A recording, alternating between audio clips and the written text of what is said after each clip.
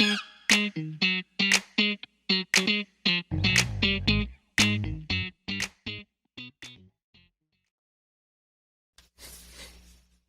what's up, everybody? Welcome back to another episode of Commercial Roofing Radio. And I am jacked up today. I got one of my best buds in the roofing industry here joining me.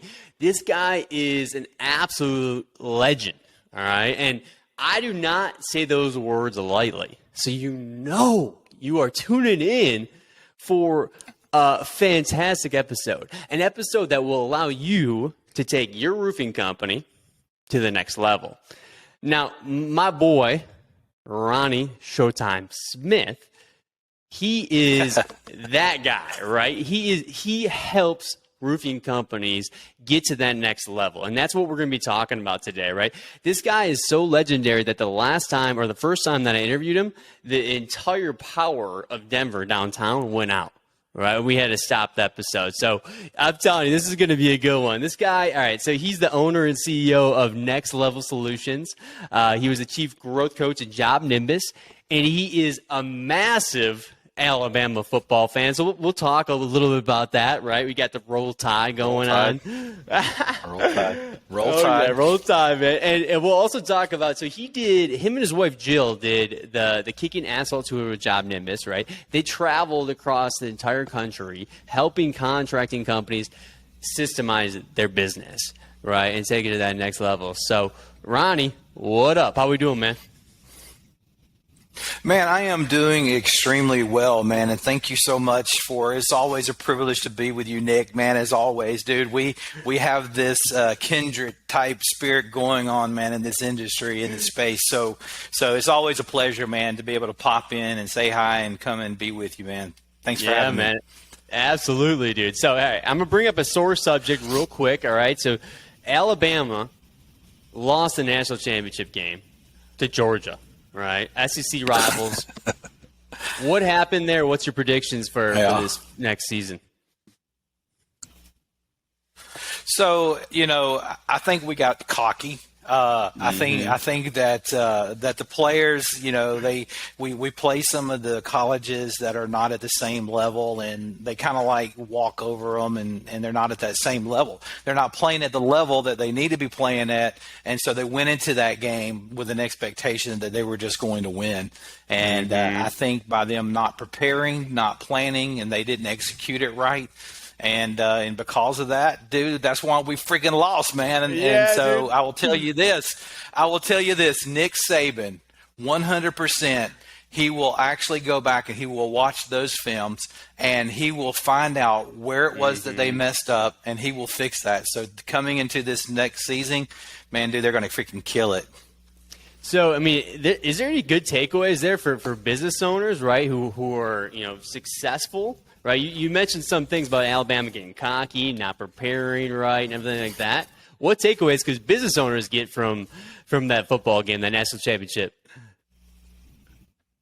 That brings up a good point, and I'm actually going to tell you, I was going to save this for the end, but I'll kind of throw it in now, and then I'll plug it at the end on the backside.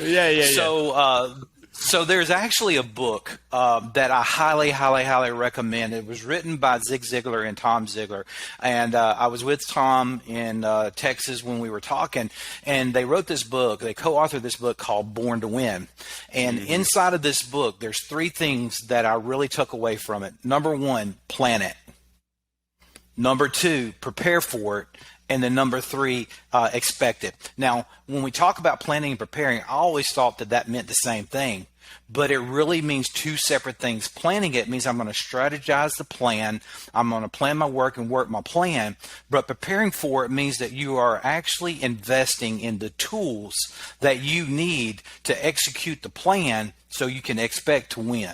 And so it's like spending that time in your business and going over the game plans and looking at like where you made the mistakes and setting these processes in place to where you can actually go from one level to another level. And we'll talk more about that in a little bit. But that's one thing I can tell you about Saban. Matter of fact, we were having a conversation at the campground because I spent 2 weeks at the campground. And one of the guys that I was with actually knows Nick Saban. and they were talking about how they went to dinner. And the whole time they were at dinner, Nick Saban was sitting there at the table, said very few words, and him and his wife was talking with these other people. He was sitting there going over his plan. He was looking at it. He was drawing plans, game plans. He was so obsessed with what he was doing, and that's the reason that this man wins championships, because he eats, he sleeps, and he breathes football just as entrepreneurs. If you're going to be a true entrepreneur, you eat, breathe, and sleep this. I've been up since 4:30 this morning, man. Had my first consulting session from 7:30 to 9:30 before I came on with you. So I'm kind of pumped, dude. So you better watch out, man. I absolutely love that, man. Well, hey, so, I think this would be a good kind of foundation for the conversation, because we're going to be talking a lot about those things that you just mentioned there. Give us a little overview. So when you were the chief growth coach for Job Nimbus, tell me a little bit what you were doing, especially when you were in that RV, going from, one client to the next. Talk a little bit about that. Mm-hmm. So let me take it back just a little bit further than before then. So I actually already owned my consulting firm with actually it was RJ Business Solutions, which I just rebranded it to Next Level Solutions. Just because of the type of deal. So when I came into Job Nimbus, there's two folds to what I was doing with them. Number one, yes, I was the chief growth coach, but I wore a lot of hats within inside of the organization. And so I built a lot of the infrastructure within inside of Job Nimbus around onboarding, customer experience, customer success.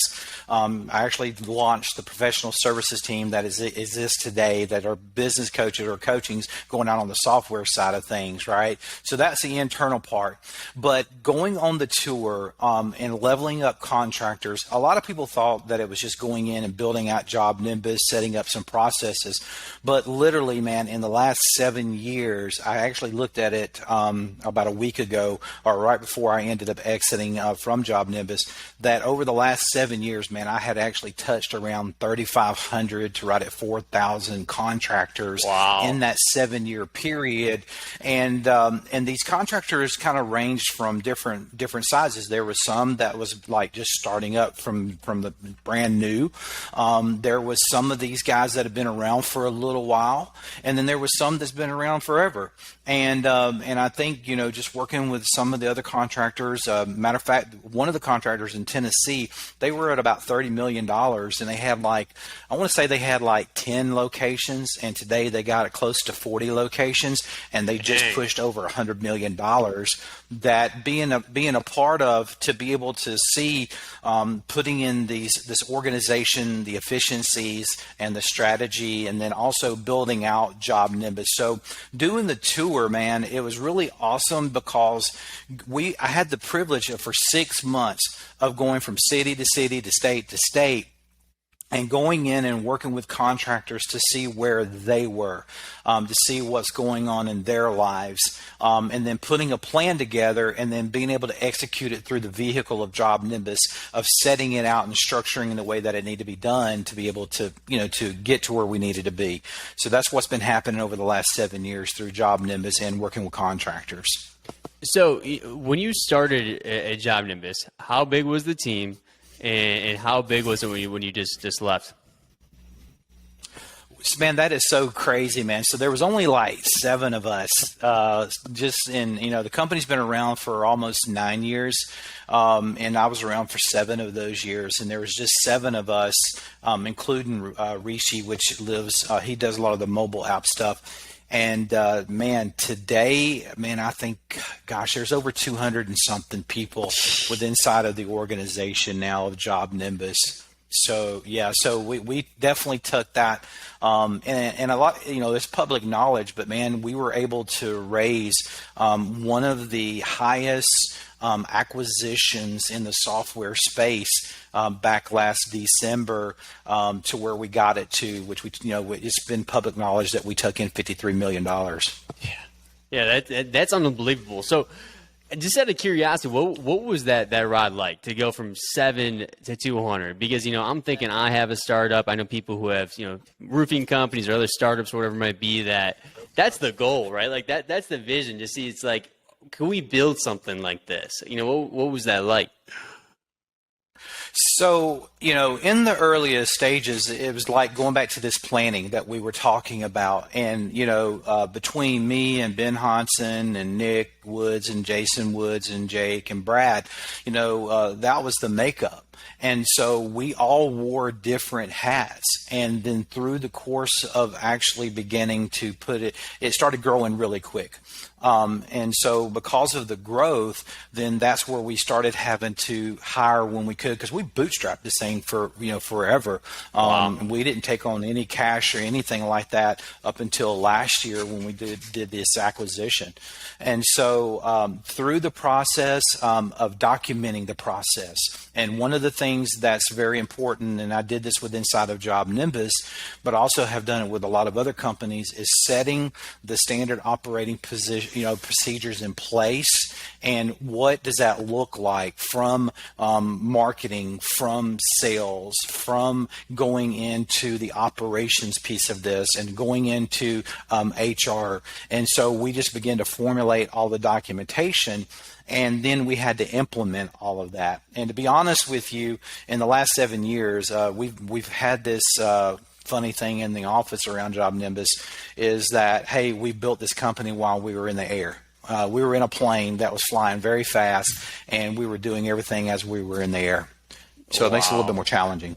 Yeah, man. Well, congrats on success. Fast paced, man. Very fast paced.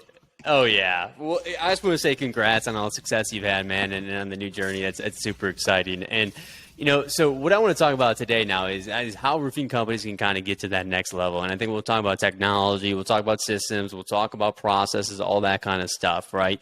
Now, you've seen, I think you said 3,500 or 4,000 contractors or something like that, right? I'm sure you've seen all different types of situations. Now, when you're building out your CRM system and having that kind of be the foundation for your processes and the way that your company operates, are you building that for, hey, I'm going to build out this system for where I want to go? Or is it going to be one of those situations where the processes kind of break down a little bit as you scale and you kind of have to adjust some things as you grow?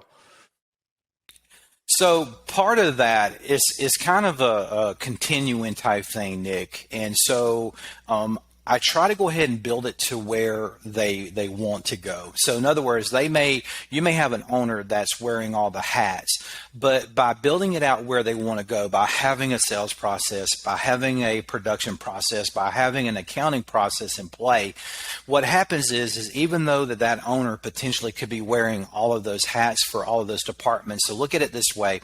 I look at it as a department. I have a sales department, I have a production department, I have an accounting department.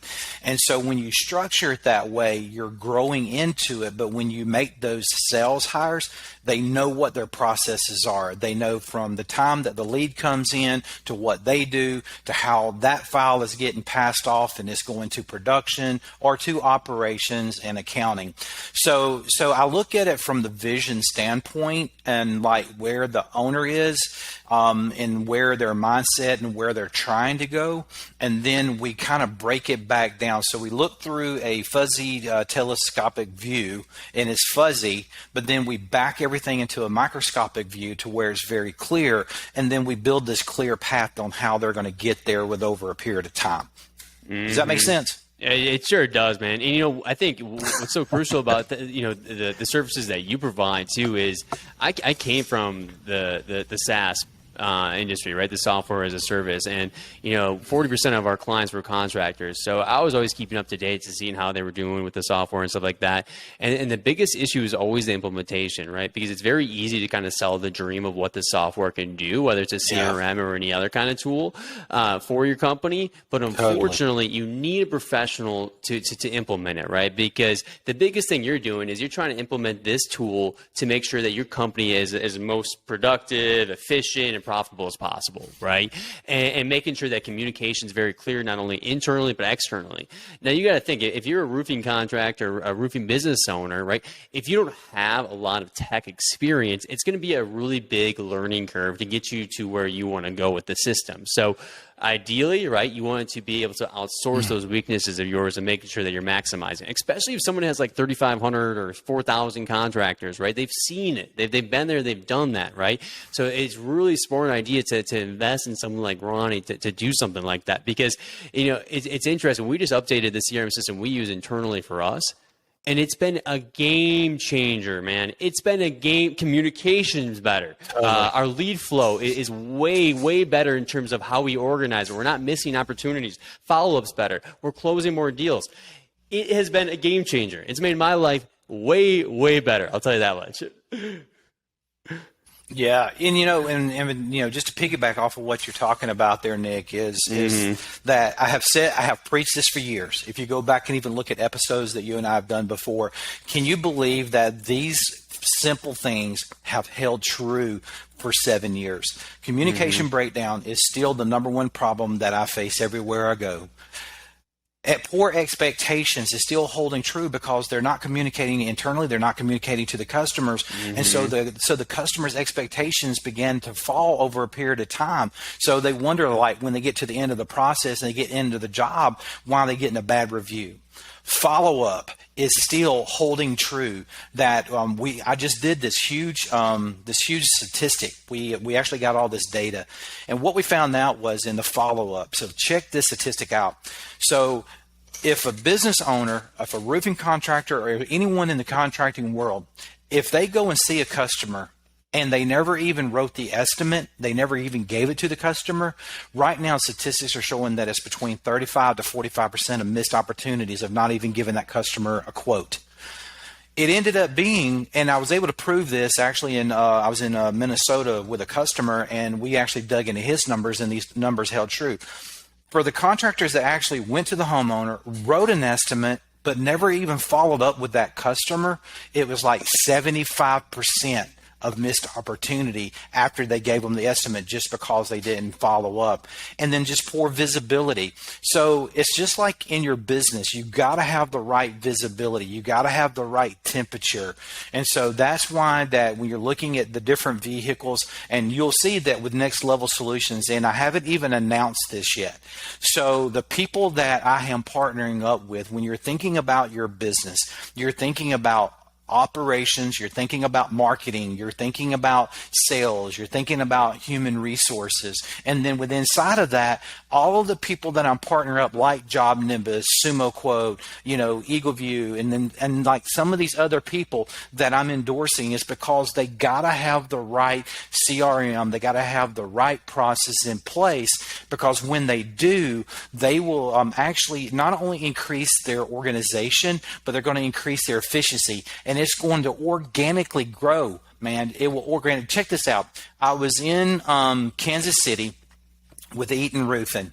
This guy's like, hey, man, I just want to maintain. I'm good. I don't know if I really want to grow anymore. We just want to be better organized, better efficient.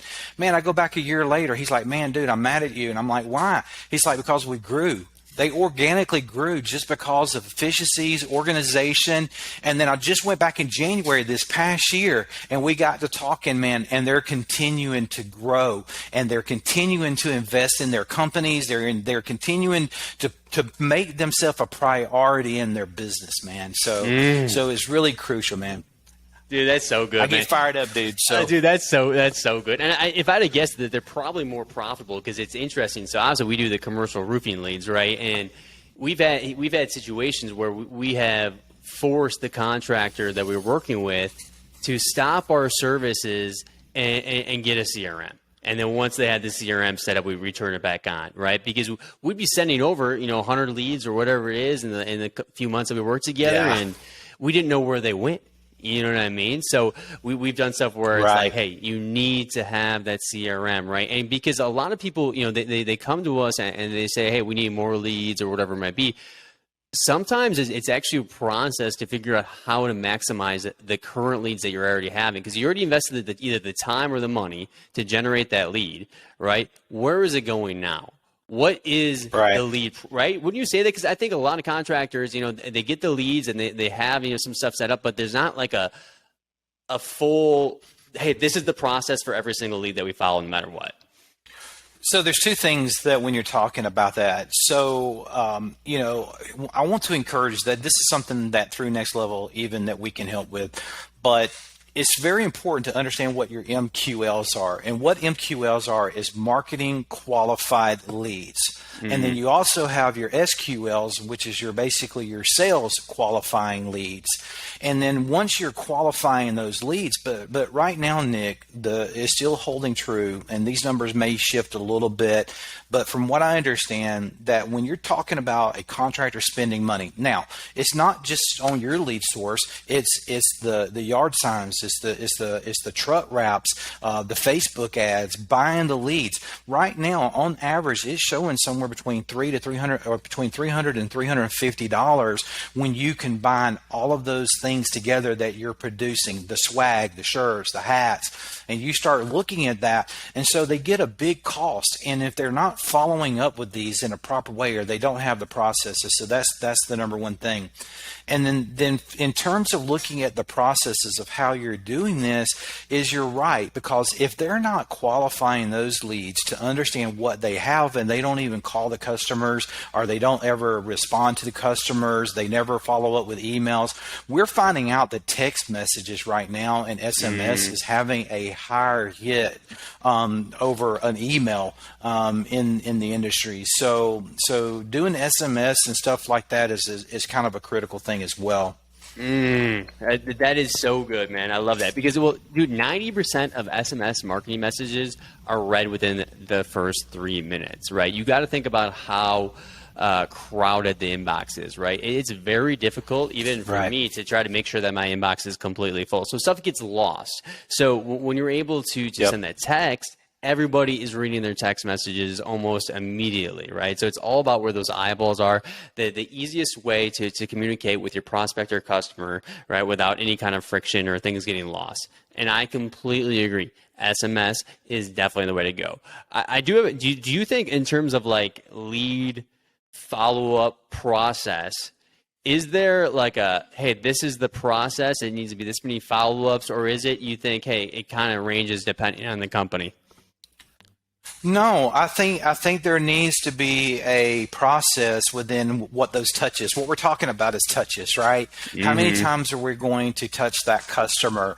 And the thing about that, to me personally, that this is my personal opinion, I think on a personal level that you have to touch that customer at least a minimum of 10 times. Now, that doesn't mean that I'm calling that customer all 10 times. It may be that I'm calling that customer, I'm starting out with a phone call. Then it may mean that I'm going to start out with a text message. Then I may end up going ahead and sending out an email, an automated email, and then I may go back through that process, because a lot of times businesses or homeowners wants to see how really sometimes they won't even respond to you until after the 10th time. They're like, man, this guy's being very now some people think that's very aggressive, the way that's following up, but I've never had one customer, Nick, ever get pissed off because I followed up with them.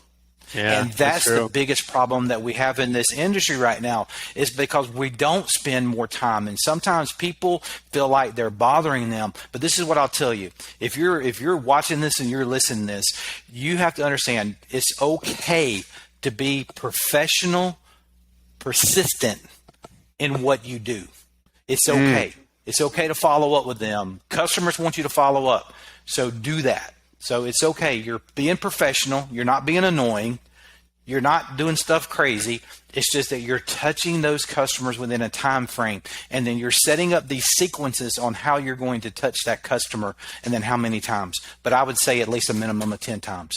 So good. So good, man. And I love that you just said 10 times, right? Because when I'm talking to contractors, I would say, a decent percentage of them might only do, 1 to 2 touch points and then say the lead is dead, right? And if they did do that 10-step follow-up process, I mean, I can only imagine how many more opportunities that would close. I mean, I'm just being completely honest. Follow-up is one thing that I need to work on too, right? I said, hey, that was pretty much my goal this year is how can I be better at follow-up, right? Because I know that I'm missing opportunities, right? And I get busy and I don't, you need to follow up, right? And I completely agree. I think it's the biggest thing is not only getting busy, but you feel like you're annoying the potential customer, the prospect. But you got to think this way. if communication is the number one issue that the customers are dealing with contractors, and you're over communicating, and they probably like that because they can't get a hold of the other guys down the street. So now they're like, oh, this is great. I'm all in. Yeah, and I will tell you, this is one of the cool things with Job Nimbus. And by the way, through this process with Job Nimbus, they're endorsing me, man. They're standing behind me. I'm going to be at JNSS in Cabo this year, and so one of the cool things with the Job Nimbus, and far as the boards, having the boards gives you the visibility. Everybody in your office, look, we already know you got all the whiteboards hanging around your office, and you're either writing it or you're putting magnets and you're moving stuff around. With Job Nimbus, you have the digital boards that gives you the visibility that you need with automations. And one of the things, Nick, I always do is set up a follow-up process. There's two ways of looking at this. You could either call it a rehash, or you could call it a follow-up.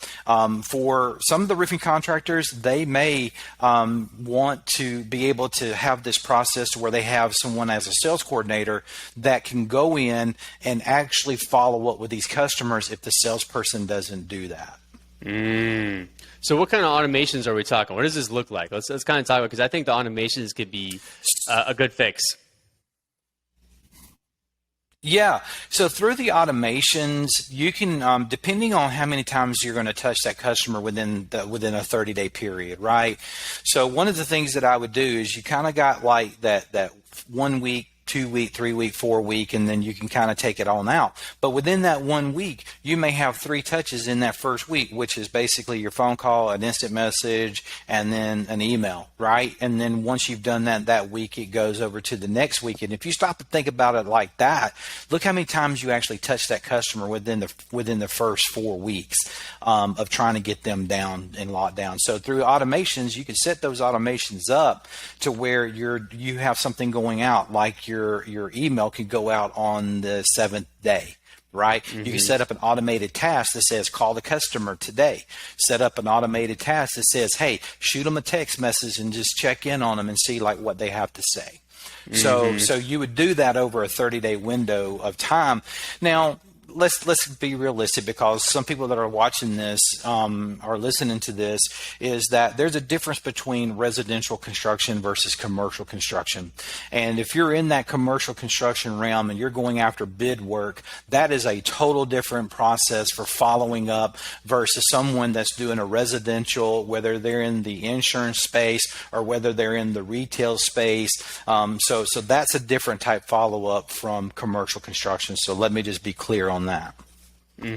No, and I completely agree, but some of the stuff still does work for commercial, right? I mean, the verbiage might change, the way you go about the follow-up is going to change, everything like that's probably a little bit more professional, I would say, in the B2B space, right? But, you know, we with the commercial leads, right, if we meet with a client, let's say, right, if we meet with a client and at the end of the month, they say, hey, we couldn't get a hold of these people, we put them in a Revive Lost Leads campaign, right, through SMS, right, where we're just following up saying, hey, you know, just a quick touch where it's a very short, hey, this is Nick with, Peak Leads Roofing. Hey, just want to touch base. You have time to chat about that proposal today?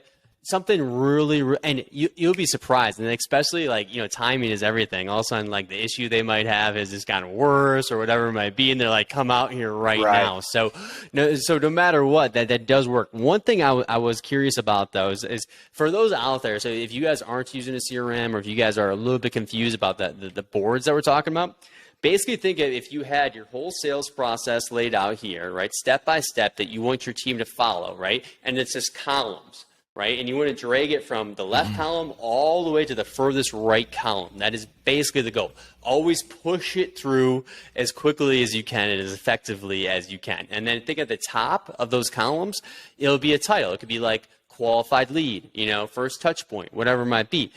Do you have any suggestions on those sale boards? Are you setting it up based off of? Here, go ahead. Yeah.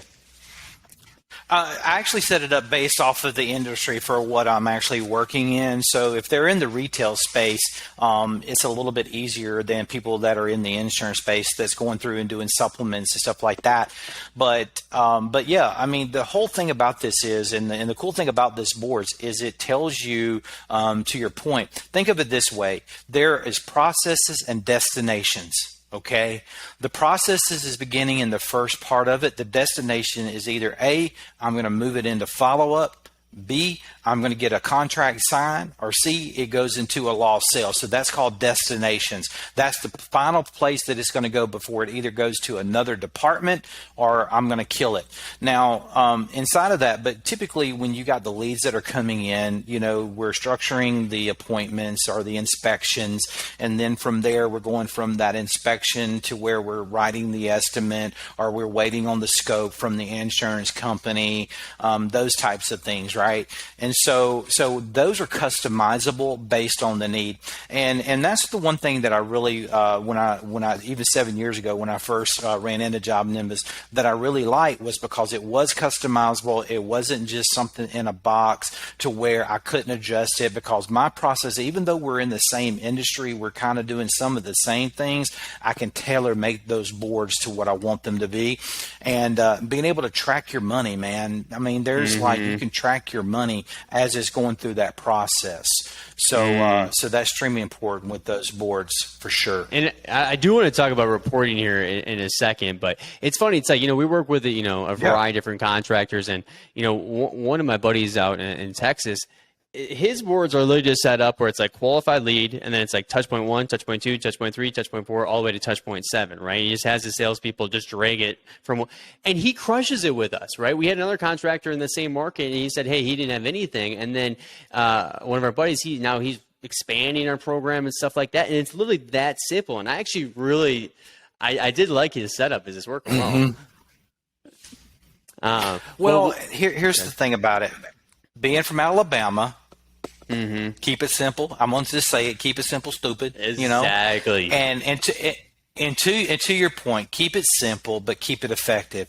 And that's the cool thing about that, Nick, is because you can start out with something as simple as you need to, and then develop into what you want it to be, as long as it makes sense to you and your processes and how your team processes things today. So I agree with you on that. Sorry about that. And that's a good point too, because be honest with yourself where you feel like you and your team are at, right? In terms of being able to understand this. So if you're just pen and paper, it could be a good idea to go with a very simplistic setup to get you guys going, right? Totally. And then add on things like automations and stuff like that in the future, because if you just start throwing everything at your team and they're not even used to using any kind of technology at all, it's going to be a rough implementation, if I had to guess.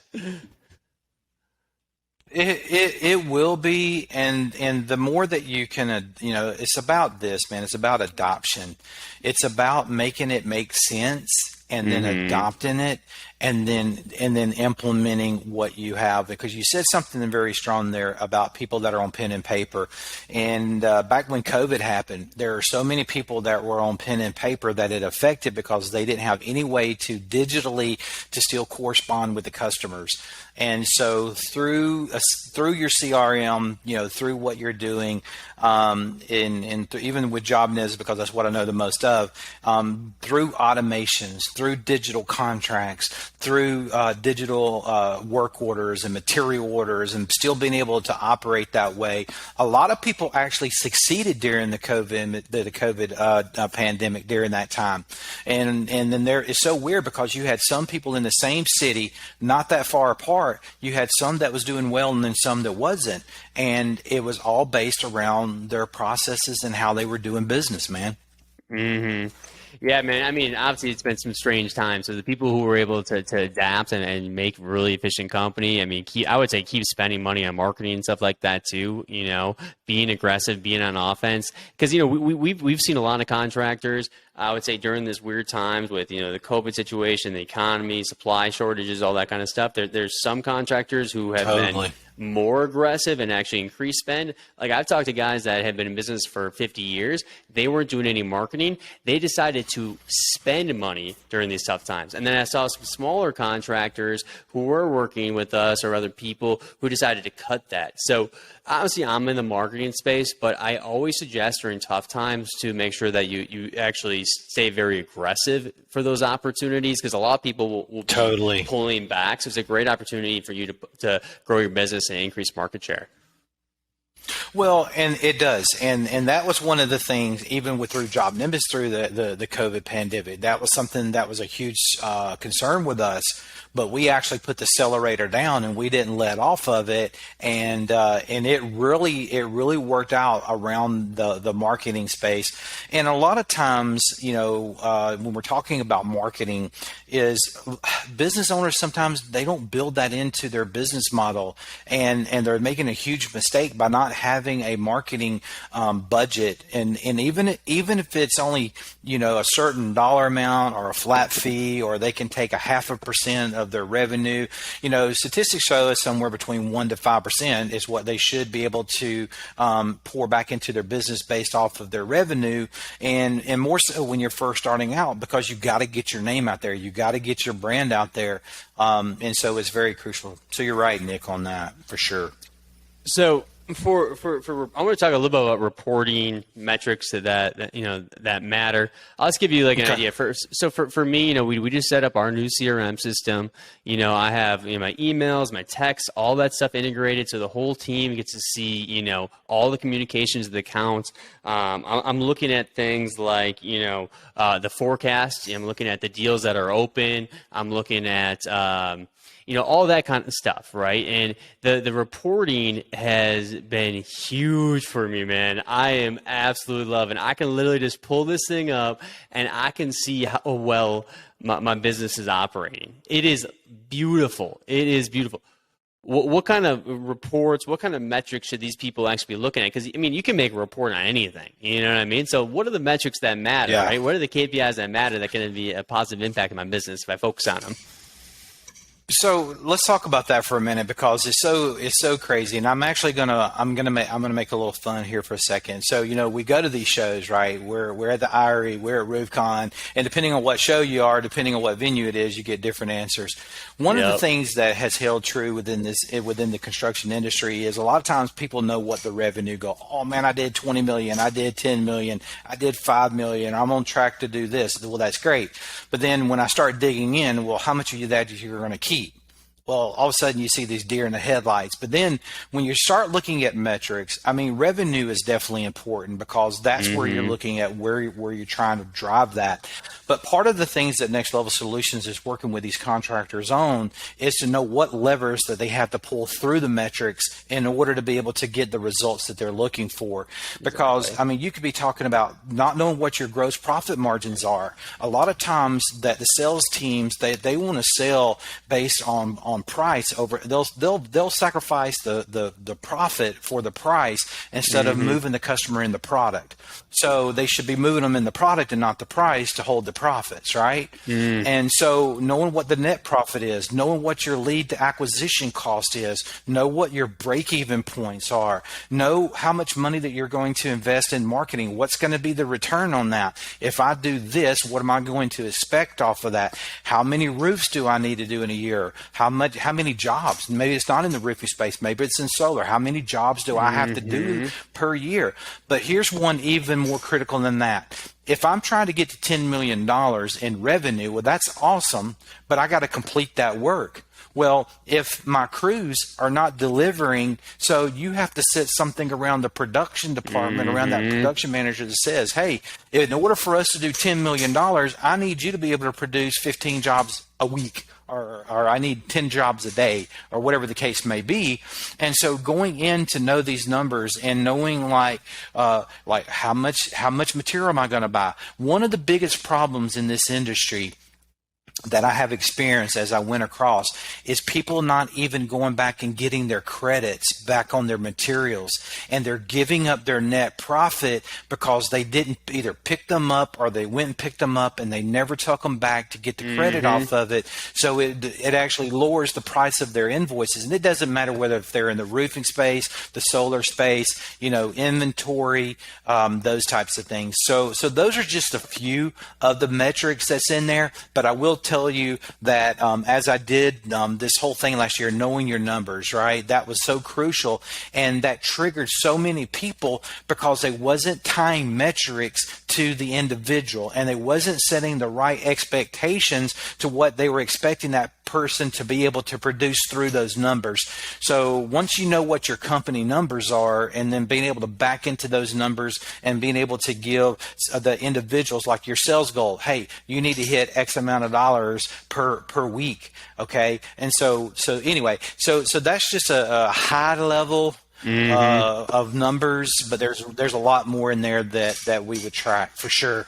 Yeah, I mean, having proper reporting is probably one of my favorite things about having a CRM set up for your company, because you got to think, as a business owner, if you don't have that information, you're making a lot of assumptions, right? So the conversations that you're having are kind of difficult because you don't have any kind of data that's actually backing that up. So your decision-making process isn't that good. So it's like, how can you make the best decisions? I don't care how smart you are as a leader, or how great of a business owner you are, or how great of a contractor you are in terms of making sure your clients are happy. If you don't have those numbers, man, it's kind of scary, because you don't really know. You can't forecast. You don't know what lead sources are working. You don't know what sales reps are truly crushing it. It's really hard to keep your team accountable. And so actually, it kind of brings me to my next question. This is, and I don't know if you have the right answer to this. Maybe it's bringing you in, right? But it's like, how do you get your team to buy in and use the system, right? Because if they're not using the system, none of this works. So I actually have an answer for that. So let's talk to the audience for a minute. My experience has been this, is that if you are a business owner and you are an entrepreneur and you own that business, if you don't believe in it, then your team's not going to believe in it. You have to be 150% bought into what it is that you have in your CRM. And if you're not, then you're in the wrong one. Because the moment that you understand it yourself, you cannot push this off on your office manager. I see this a lot when I went in, oh, my office person takes care of all that. And the owner knows nothing about the system. They know nothing about their processes. Well, I don't have time for that. And so the point of it is that as an owner, you have to get into it so you understand it. So because when you understand it and you see the outcome that you're getting with what you're doing in your processes, then that means that now you can hold the other people accountable that when they're not doing it. But you can't hold somebody accountable if you're not doing it yourself. So well said, right? I completely agree. The owner has to be involved. They have to understand what's going on, right? Because they're going to be, you got to lead by example there, and chances are the leader probably knows a lot of the processes. One of my other questions is when you're building out the CRM, should you be talking to the person who is the head of production, the person who is head of sales? Should you only be talking to the owner? What does that involvement look like when you're trying to take these systems and the way the business operates, right? It's already all there, and you got to pretty much drag it in and get it written out, right? Right. Well, there's several things to look at this, because it's not just the CRM. It's also part of the standard operating procedures, and also part of knowing the numbers, but also knowing those processes. And so typically when I go in and I go do an on-site with a company, is I got to see where the head of the actual vision is, which is the actual owner of the company.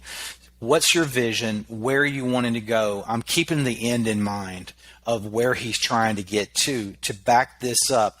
And then we kind of set the foundation to what it's going to look like. And then I can pull in like a production manager. Man, it's been my experience that when you start getting in a bunch of people at one time, all of a sudden you have all of these different opinions. Nobody can agree. If you're the business owner, like, where you want to go, where's your vision, what you're trying to get to, let's set the baseline. Once the baseline gets set, then let's pull in and make sure that lines up with production, make sure it lines up with accounting. Okay, is this what you really do? And I'll be honest with you, I was in Texas, I don't even know anymore. I think it was last year that I was there. But when I was there, I actually met with each individual independently, and they didn't even know what their job description was. They didn't even know what was being expected of them to be able to do. And I run into this all the time. So going in and building this out and having these conversations with your people. And one of the things I did this with Randy Brothers when I was with him at the Roofing Academy. I built this GPS to Success of 2022, and it was basically going into the end of last year of like laying this thing out to where like go have these meetings with your people. What was the top 5 things that you felt like that we did right as a company? What are the top 5 things that you felt like that we did not do very well that we need to change? And when you have these individual conversations with your people, right, and then you know what you did well, what you didn't do well, now you can put this list together. And I actually gave that out last year through Randy's little deal, but going through there and building those processes out, to sum this up, is that I typically like working with the owner, because I have gone in earlier on in this career and doing it and tried to work with the office person. I tried to work with a salesperson or the sales manager. They didn't have the vision. They didn't have the direction to where the owner wanted to go. We built everything out, and then the owner's like, no, this don't work for me. And then we had to redo the whole thing, right? Hands down, deal with the owner, get all that laid out, and empower him. And if you can see this, I showed this to you earlier, man. See, look, it's right here, dude. It's right there. Educate, empower, and execute, dude. You know, so if you can educate your team and then you empower your team and let them do their job, allow them to make mistakes, and then see what happens, and the execution is going to be on point, guaranteed. Love that answer. I completely agree with that. I have another question for you here. You mentioned multi-locations. You know, you mentioned someone that went from 4 to, I think, 20 locations, something like that. You know, I was talking to one guy pretty recently, and it was actually just at 2 locations, right? But one was commercial and residential, and then the other one was just residential. Now, what would a process like that look like? Are you setting up separate boards for those? Are you setting up different accounts? What does that look like? What do you say? No, not at all. And there again, you know, when you're looking at through Job Nimbus's eyes, that's the beauty about having multiple locations. And because of the new boards and the way that they structured the new boards, it allows like every location to be on the same process with the residential. So where you would separate it is based off of the industry type. So if they are doing residential, if they are doing commercial, if they are doing service and repairs, well, I may have 3 different types of industries that could potentially have different processes, but everything can be in one account. And then that way you have everybody in one place and they're living in their boards, because through the process of how you're structuring this through Job Nimbus is all the salespeople only see what they need to see. And now that the managers can filter stuff down and they're only looking at their stuff, and then you don't have to go have all this crazy stuff. And I mean, that is the only way to do it, is scalability. And I would like to put something in here around something that I've actually thought about this year. And when I started categorizing businesses and where they are, and when you're looking at scalability and you're trying to go from 1 location to 4 locations to 10 locations, you have to be in the right frame of mind, and you have to have the right foundation and to be able to do that, right? So one of the things that I've looked at is you got the businesses that's coming out of the ground, they're trying to scale up. Well, if they start from the very beginning and they got the right infrastructure in place all the way around, internally, externally, softwares, whatever, then they're going to be okay. But I ran into a lot of businesses that they knew how to sell, but they've never really operated or owned a business before. And because of that, they didn't have the infrastructure in place. They didn't have the processes in place. So they actually need to scale back to where you can fix the problem so they can move forward. And then you got the third option, which is you got the companies that have been around for 25 years, but through organization efficiencies, they're just going to organically grow. And so when you take someone that's got 1 location, they get that dialed in. Well, guess what? It's just duplication after that. You're not reinventing the wheel, because you have everything that you need on the ground level, and all you're doing is going in there and adding another company, and you already got the processes dialed in. You already got your standard operating procedures in place. You've already got your operation systems in place with your numbers and your core values. True. And so when you get ready to launch that second or third or fourth, it's just going to be just like that, and you're going to be able to come right out of the gate and be successful. I've heard, systems break kind of, you scale and you rebuild them. I would say, even for us as we've grown, I started noticing certain ways that we operate that the business don't work anymore, and we had to adjust. Should people be ready for that when they're making big leaps and big growth? Well, it's going to happen. It even happened with us, even at Job Nimbus, I mean, because as we began to grow and as we began to develop, the things that we started out doing in the beginning that worked no longer worked anymore. So we actually had to go in and assess those things. And so, so through your growth and through hiring, and there's way more than what we have time on this segment to talk about, but it's like, what does onboarding look like for you to hire someone? What's day one going to look like for that person that you're bringing in? Are you going to teach them how to use software? Do you have any certification programs in place for them? So all of that is kind of revolving, and that's one of the reasons why I'm doing what I'm doing with Next Level, because there's always going to be a next level. And if you are evolving and you're growing, and if you're not evolving and you're not growing, you're going to get left behind, because you got so many smart people, man. That we actually met this kid. This guy's like 20 years old. He's 21 years old, and he's doing $15 million in the roofing space right now.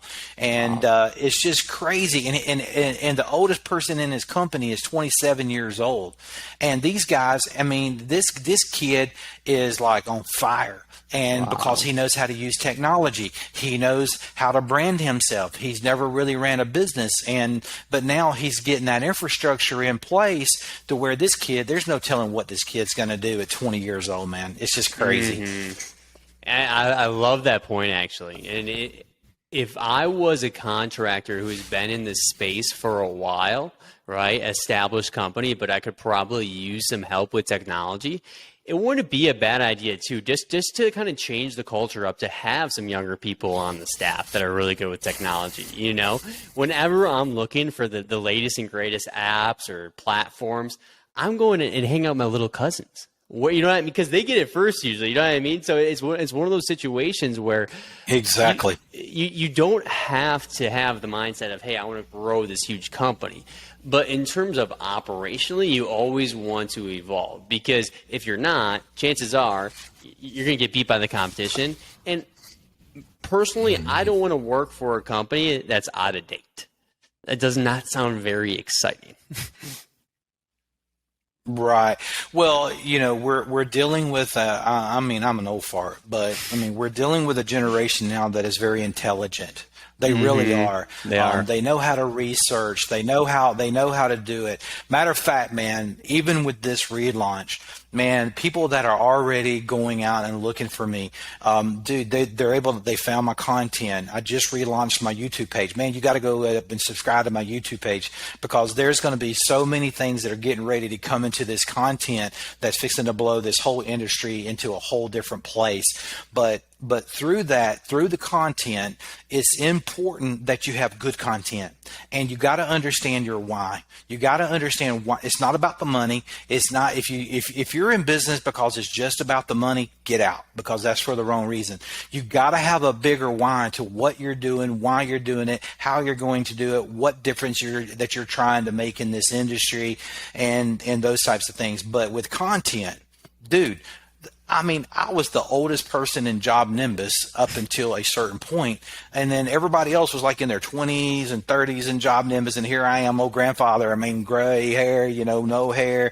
So we're in an industry that the way that you did business a year ago is not going to sustain what's happening this year or the next year, because it's going to continue to do. And if you do not stay up on this content and you don't stay up on the industry, listen, for you that listening, if you are not investing in yourself, I'm going to show you something real quick. I'm going to slide.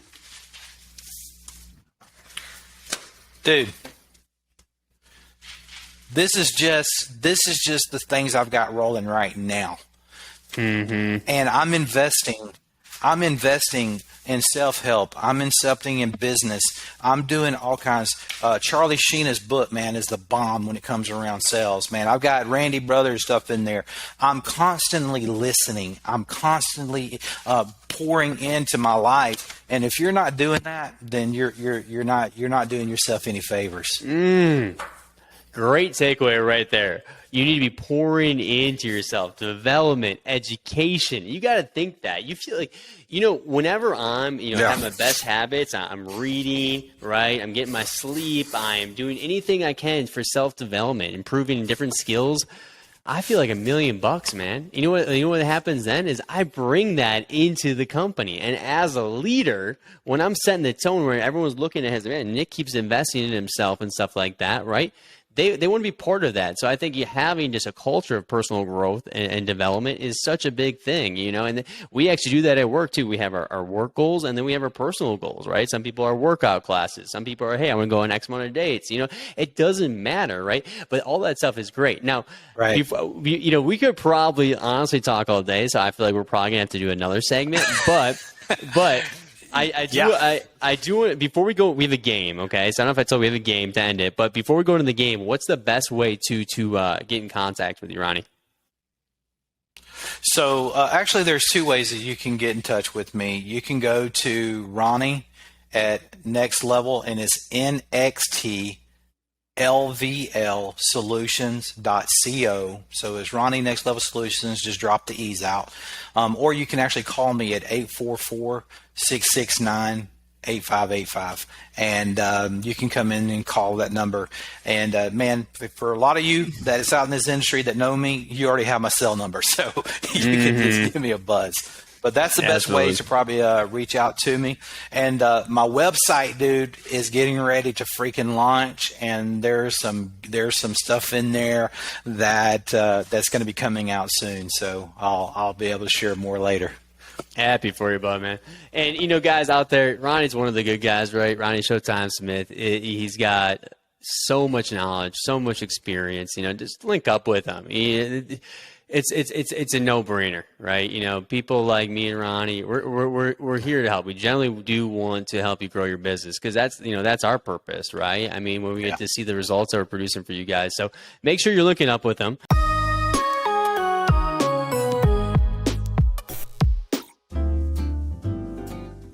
Oh, hey there.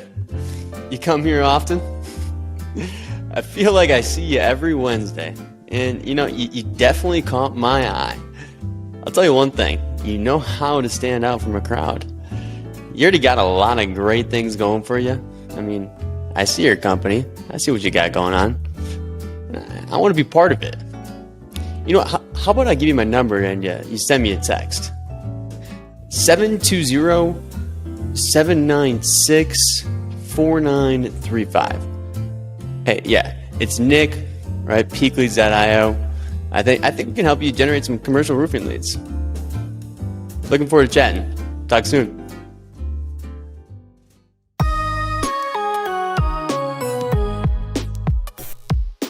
But Ronnie, all right, we got a game here, all right? So it is Who Wants to Be a Roofing Millionaire, all right? So this is how it works. There's going to be 5 questions. You get 2 lifelines. You get 50-50, which will remove 2 of the wrong answers, leaving you with a 50% chance of getting it correct. The second is phone a friend. So you can call one person. If they don't pick up, you lose the lifeline. Sound good? Okay. All right. Sounds good. Now these questions are going to be specifically tailored for you. All right. We all know. God. Okay. We all know you're a huge Alabama football guy. All right. Here's some trivia. Which of the following Alabama football players did not win the Heisman Trophy?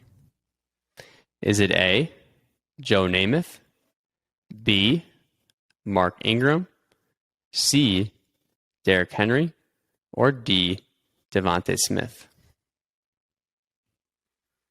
Ooh. Tell me one more time. Give me the four one more time. We got Joe Namath was one of them. We got A, Joe Namath, B, Derrick Henry, or B, Mark Ingram, C, Derrick Henry, or D, Devontae Smith. Oh gosh, I think it's Henry. I hate to say it, but it's A, Joe Namath. Who would have thought Namath didn't get one, man? That's crazy. You know what? I should have went with my first instinct and say him because for some reason I was thinking that he did back then, but I guess he didn't. Dang it. It's wild that the one quarterback on that was the one who didn't get it, too. You know, the other people were skilled positions, running back and receiver. That is wild. I should have called Jill down here. Yeah, you should have. You should have, for real. All right, you ready for the next question? Yep. All right, so we know you basically went on a road trip across the entire U.S., right, with the Kicking Asphalt tour with John Mimbus. Luckily, you were decked out in an RV, right? Otherwise, you might have been, stopping at truck stops in the route, right, like a lot of other people. Now, just for fun, what state do you think has the largest truck stop in the U.S.? We got A, Iowa, B, Kansas, C, Georgia, or D, Alabama? Georgia, Texas. No, you didn't say Texas. Iowa, Georgia. Who was the other two? So we have Iowa, Kansas, Georgia, or Alabama. The biggest truck stops. I'm going to go with Roll Tide. I'm going to go with Alabama. We got A, Iowa. And I've actually been there. It was beautiful. Iowa, no way. Yeah, I've been there, dude. It was unbelievable. One of the best experiences of my life. Oh, yeah. Iowa. Really? Oh, yeah. Iowa, dude. That's for me staying in campgrounds, man. I didn't stay at the truck stops. I stayed in the campgrounds. I love it, dude. All right. Well, now I got a CRM question for you now. All right. So what do you think here? I know that you know a thing or two about CRMs. If I had to guess, right? So what percent? I know a few things about them. What percent of companies, right, with 10 employees or more, use a CRM? Is it A, 91%, B, 43%, C, 30%, or D, 5%? I'm going to say it's 30%. This one surprised me. This one was actually a 91%. I thought it was going to be much lower than that, to be honest with you. No, really? Yeah. I didn't think that 10 or more. Wow. Okay. Where'd you find that data? So according to Grand View Research, but this has gone up drastically though, because it looks like it was down almost, I think it was like 16% or something like that in 2016. It looks like it's just continued to increase over time with more and more people adapting to CRM system, which just shows how important that is. But it's interesting. I went to a conference, right? We did 8 breakout sessions at this conference. It's the exact same speech, right? To every single one, I actually asked them, "Hey, raise your hand if you're using a CRM," and it was a very low percentage. I would say it was probably less than half in the room. I would say maybe 30%, maybe 3 out of 10. Yeah, that's why I picked 30% on that.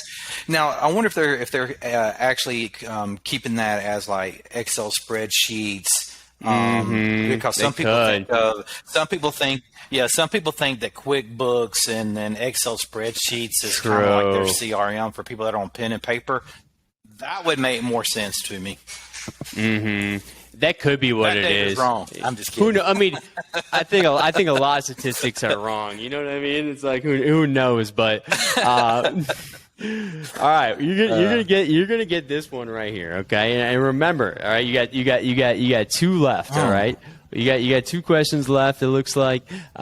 Remember, you got two lifelines if you need it. Ronnie, you can't let me down. You gotta get one of these answers right for me, all right? Because this has been the greatest episode yet. We got to end it on a strong note, all right? All right, you ready? Now, don't forget to use your lifelines if you need them, all right? Nowadays, all right, you're living pretty close to Memphis, Tennessee, all right? What famous singer did not live in Memphis? All right? Is it A, Justin Timberlake, B, Elvis Presley, C, Aretha Franklin, or D, Keith Urban? Who was the last one? You're breaking up on me, man. Say it one more time. The last one was Keith Urban, the country singer. Oh, yeah. Keith Urban didn't live in Memphis. I know Justin Timberlake lives at Mumford. I know where he lives at. And Elvis Presley lived out there off of Brooks Road, and Aretha Franklin lived here. So I'm gonna say the last one. Amen. Let's go. He got it right. I love it. All right. Yes. So also too, have you seen that new Elvis movie? By the way, I heard it's really good. No, but I want to go see it. I'm a huge movie buff. I mean, I got my own little theater upstairs that I always go up and watch movies, and I have not seen it yet. Oh, awesome! I heard it. I heard amazing things. I got to check it out. My favorite movie so far this year, though, Top Gun. Top Gun, unbelievable. Yes.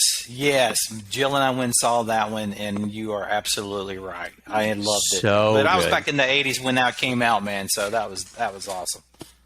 Dude, so good, man. All right, we got one more question. We got one last Alabama football roll tide. All right, you need to represent your squad right here.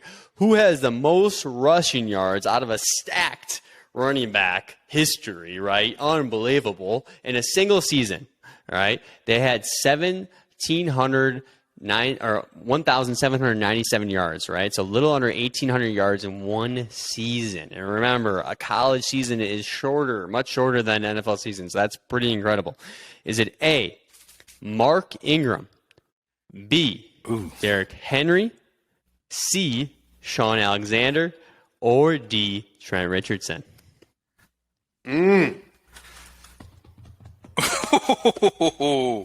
Remember, you got two lifelines if you need it. You can't Google, bro. You can't Google, dude. I see you over there with those four monitors, bro. I'm not.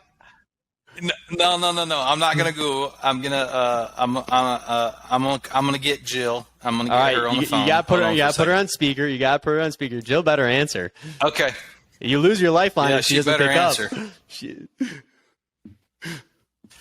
Oh man, I'll kill her. She's upstairs. I'll have to run over and get her. Hey, you can't leave the room. You can't leave the seats. You know the rules. Oh no. Okay. Here we go.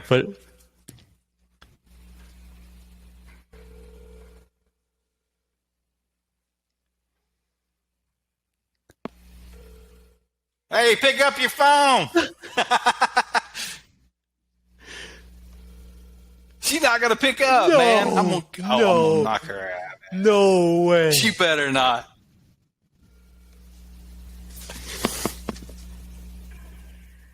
She did not. No. Oh, dude. Okay, all right. So you got one more lifeline, though. You got one more lifeline, though. We're so freaking. You got one more life. Do you want to use the 50-50? What's the lifeline? It'll eliminate two of the wrong answers. Yeah, let's do the 50-50. Yeah, we're going to use the 50. Yeah, let's do the 50-50. And you're going to have a talk with Jill after this one, all right? So, all right. So now I am. She's right upstairs. You got two. I eliminated Mark Ingram and Trent Richardson, leaving you with either Derrick Henry or Sean Alexander. It was Derrick Henry. Boom. We got it. He ends it on a strong note. He closes out 2 in a row. Let's go.